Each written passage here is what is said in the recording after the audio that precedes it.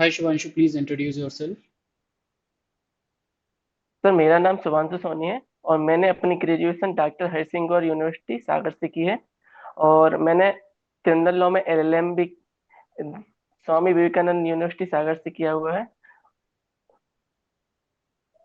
शुभांशु, आपकी कोई hobbies, skill set, sir, cooking करना पसंद है। क्या बना लेते हैं? सर, इंडियन फूड बता लेता हूँ, साउथ इंडियन भी बना लेता हूँ।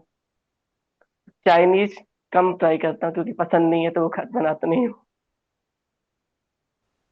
अपार्ट फ्रॉम दैट, क्योंकि शुभांशु, आपके जो कॉलम 21 है उसके अंदर कोई ऐसी हॉबी जो आपके चयन में सहायक हो, तो ठीक है। एक अच्छी बात यह है कि अगर आप बैचलर हैं और जुडिशियल सर्विसेज में सिलेक्ट हो जाते हैं तो इंडिपेंडेंटली आप वहाँ पे अपने खान पान की व्यवस्था कर सकते हैं। बट अदर देन दैट, अगर कोई ऐसी चीज़ जो आपके चयन में सहायक हो, उसके बारे में बताइए।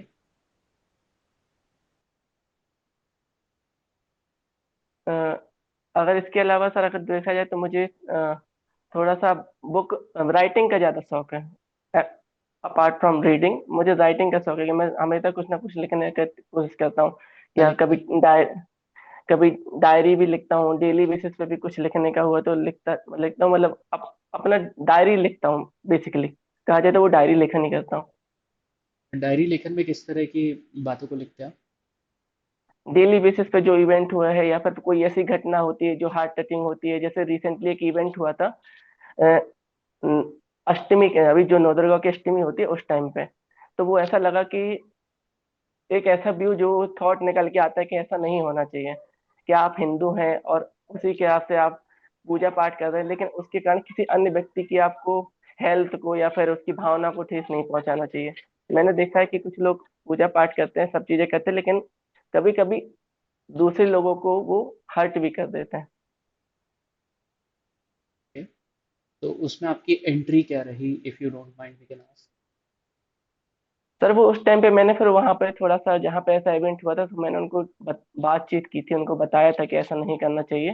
तो उस चीज को मैंने डायरी में नोट भी किया कि ऐसा एक पूजा पाठ जो होता है वो आस्था का विषय होता है, सबकी अपनी अपनी आस्था होती है। लेकिन उसके लिए किसी व्यक्ति को इस प्रकार से फोर्स ना करो कि कोई गरीब व्यक्ति है तो उसका अगर जीवन यापन का डेली बेसिस पे वो कमा रहा है तो उसको वो चीज रुक जाए। वहां पे आप किसी को फोर्स मत कीजिए कि आप अपना कार्य कार्य ना करें। वंशु, कौन से सब्जेक्ट आपने पढ़ रखा है अच्छे से? सर, बीएनएसएस पढ़ा हुआ है और कॉन्ट्रैक्ट और टीपीए। शिवांशु, भारतीय नागरिक सुरक्षा संहिता में क्या हम ई वारंट्स इशू कर सकते हैं?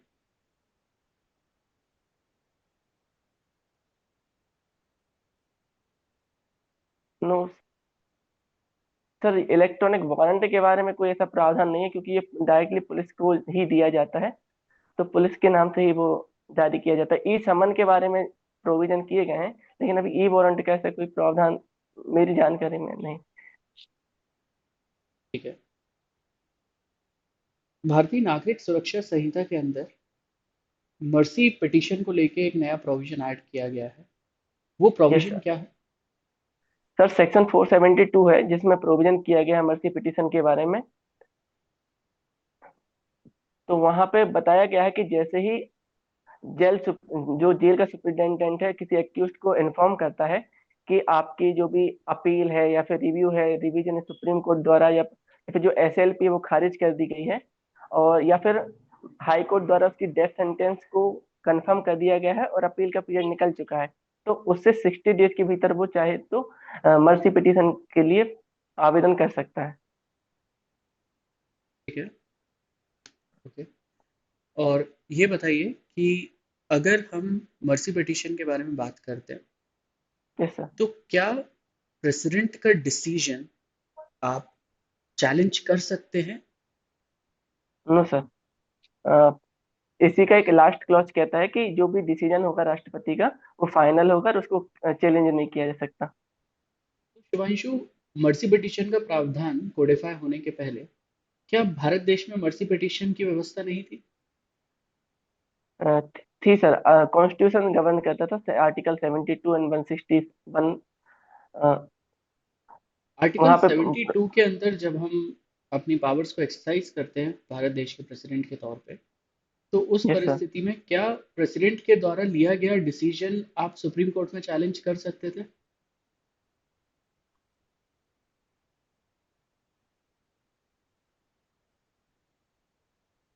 सर जहां तक मेरी जानकारी है केवल जुडिशियल रिव्यू हो सकता है उसका, कि अगर किसी केस लॉ के माध्यम से बताया गया कि केवल जुडिशियल रिव्यू हो सकता है।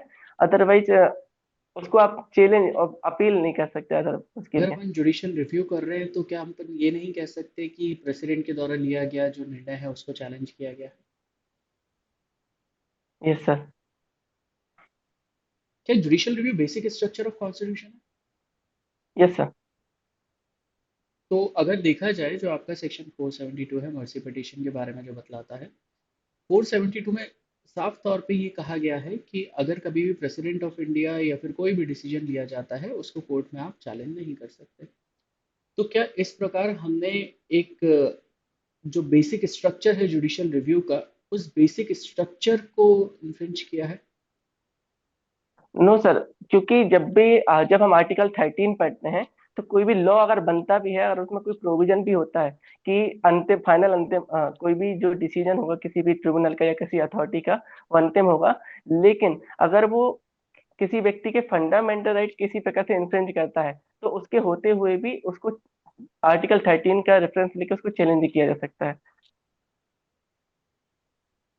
तो क्या अगर आज भारतीय नागरिक सुरक्षा संहिता के अंतर्गत इस प्रावधान के होने के बावजूद अ, राष्ट्रपति कोई भी निर्णय लेते हैं किसी मर्सी पिटीशन को लेकर, तो उस परिस्थिति में क्या आज भी हम वहां पे चैलेंज कर पाएंगे? सर जहां तक मैंने पढ़ा है कि हमेशा सुप्रीम लॉ जो जनरल लॉ है उसके ऊपर सुप्रीम लॉ हमेशा प्रिवेल करता है, तो कॉन्स्टिट्यूशन हमेशा प्रिवेल करेगा उस पर। अब समाधान से एक आखिरी सवाल, अगर कभी भी प्रेसिडेंट ने मर्सी पिटीशन पे डिसीजन दिया, क्या यस हम सर। उस डिसीजन को चैलेंज करते हैं या फिर कोई और वहां पे गणित है?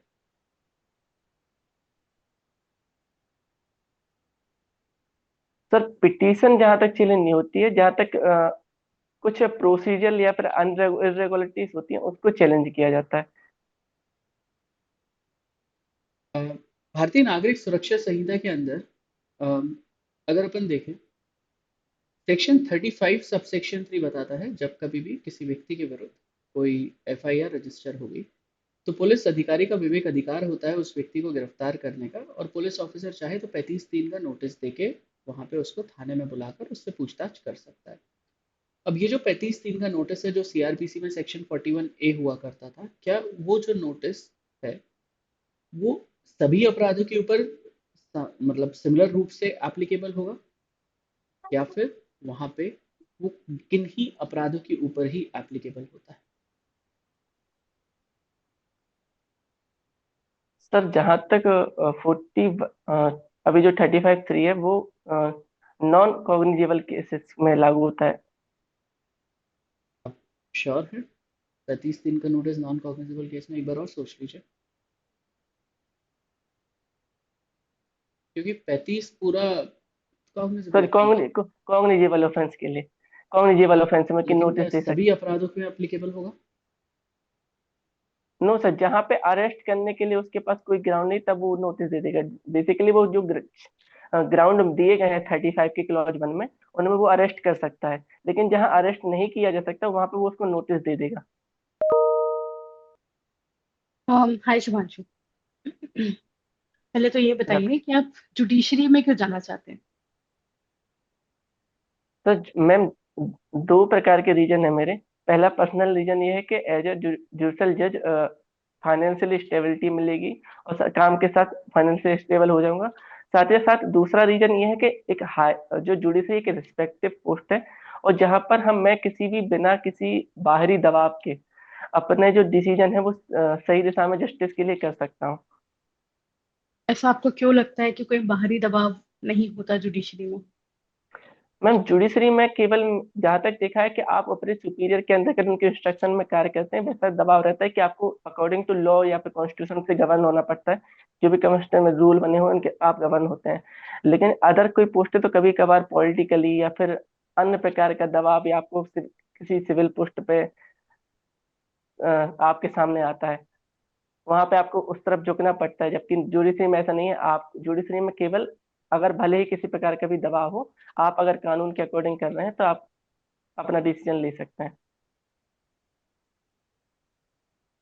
हिमांशु ये बताइए, आपने सीपीसी पढ़ा है? Yes ma'am. Transposition of parties का कोई एग्जांपल बता सकते हैं क्या होता है?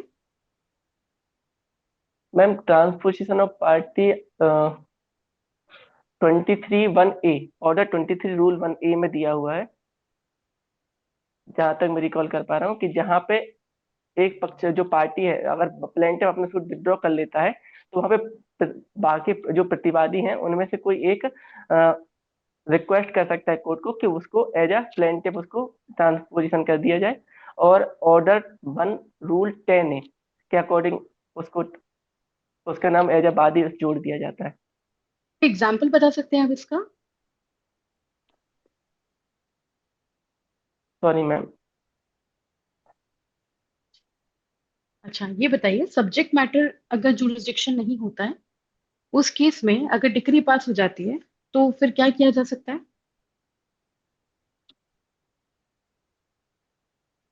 अगर सब्जेक्ट मैटर में अगर जुडिक्शन नहीं होता है तो डिग्री पास होने पे आप अपील या पुनरीक्षण में आप उसको ऑब्जेक्शन उठा सकते हैं। लेकिन उसके लिए भी कुछ ग्राउंड है कि ऐसे ही अगर जुडिक्शन संबंधी अगर कोई भी प्रश्न है, वो प्रथम बार के न्यायालय में उठाया जाना चाहिए था।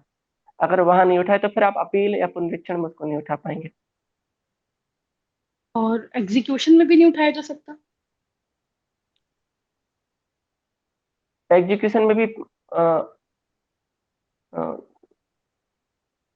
एग्जीक्यूशन में भी सेम ही ग्राउंड है कि आप before settlement of before execution आप उसको उठा सकते हैं।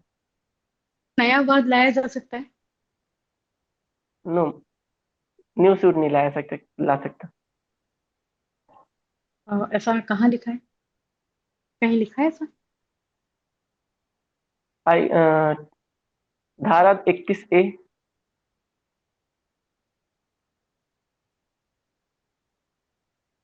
ये बताइए, एनआईए पढ़ा है आपने?